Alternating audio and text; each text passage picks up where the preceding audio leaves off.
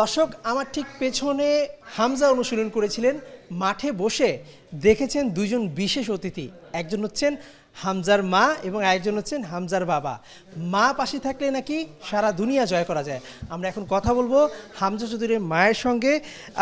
হামজার অনুশীলন দেখলেন আজকে, বছরের শেষ অনুশীলন মাঠে বসে করলো, কেমন লেগেছে ওকে ওর অনুশীলনটা দেখে আজকে? খুব খুশি লাগছে, খুব ভালো লাগছে।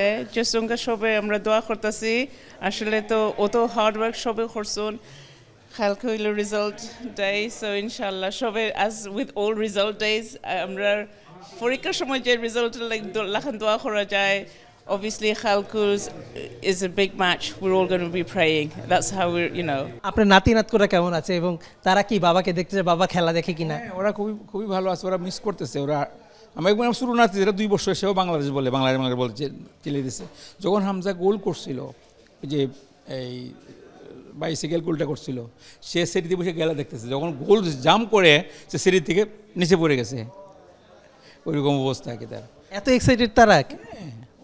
ওরা সবটা খেলা দেখে এবং তারা খেলা ফলো করে। তারা শুরুটা ফলো করে এবং তারপরে তো 2 ভাই ওগুলো প্র্যাকটিস করা শুরু করে। বৌমা তো গত টাইমে যে একদিনের জন্য বাড়িতে গেছিল, যাওয়ার সময় কান্না করছে যে এত কম সময় আসা আমাদের উচিত হয় নাই। সে নেক্সট টাইম আসে থাকতে চায়। মাছ ধরছে, বড়শি পাইছে আমার নাতিনে। আমার নাতির জন্য বল খেলার জন্য জায়গা করছি, সে বাচ্চাদের সঙ্গে বল খেলছে।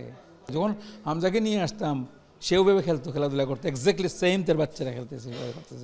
এই পুকুরের মধ্যে নামতো, সাঁতরাইতো, নৌকা চালাইতো, রিক্সা চালাইতো, এই টেম্পো চালাইতো, মানে মোটরসাইকেল, বাইসাইকেল, এমন কিছু বাদ ছিল না হামজার কোনটা করে নাই। আলহামদুলিল্লাহ সব কিছুই করছে। 22 বছর ধরে ভারতকে হারাতে পারছি না আমরা। যদি হামজা হারায় কালকে এবং গোল করে, আপনি মা হিসেবে তাকে উপহার কি দিবেন?